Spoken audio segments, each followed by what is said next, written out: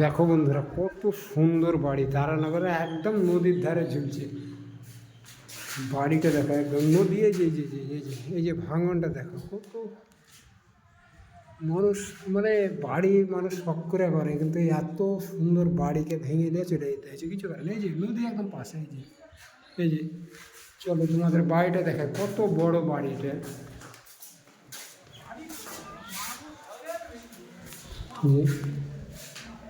ভয়ঙ্কর একদম। সব এই যে আশেপাশে সব বাড়ি ভেঙে, বাড়ি রং করা বাড়ি, কত সুন্দর।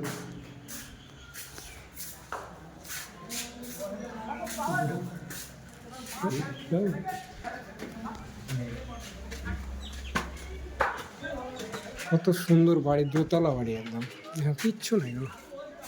হ্যাঁ, যে একদম নদীর পাশে আমরা উঠছি, এটা একটা ভয়ের ব্যাপার, কারণ ভয়ঙ্কর জায়গা যাকে বলে, মানে কখন যে ভেঙে পড়ে যাবে আর কোনো শেষ নাই। মানে এই যে নদী, এই যে নদী, এই যে এই যে কী ভয়ানক দৃশ্য দেখো, কত সুন্দর দোতলা বাড়ি। হ্যাঁ, সব ভেঙে নিয়ে চলে, যে উপরটা এখনও প্লাস্টার, কারণ নিচেটা একদম পুরোটাই কিন্তু প্লাস্টার হয়ে গেছিল, রং করা বাড়ি একদম, কত সুন্দর। গোটাই ভেঙে চলেছে, যে নদী, এই যে পাশেই নদী, এই যে একদম কত দূর চলে এসছে দেখো, তারানগরে। এটা তারানগরের নদী, ভয়ঙ্কর রূপ একদম।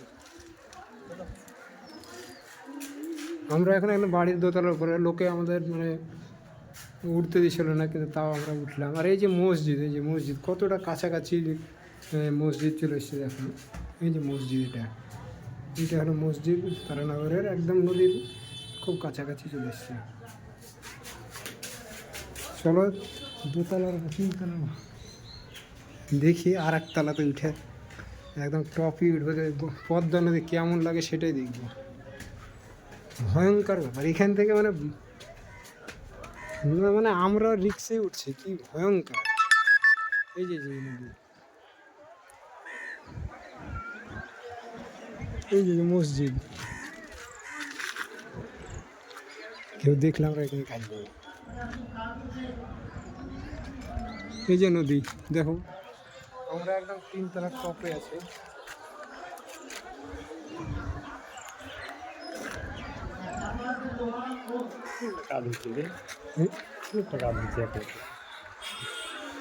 চলো চলো, দাঁড়া যাবে না বেশিক্ষণ, মানে একদম যে পাশেই নদী দেখতে হচ্ছে, যে এই যে পাশেই নদী, এখানে মানে চড়াটাও মুশকিল, ভয়ের ব্যাপার।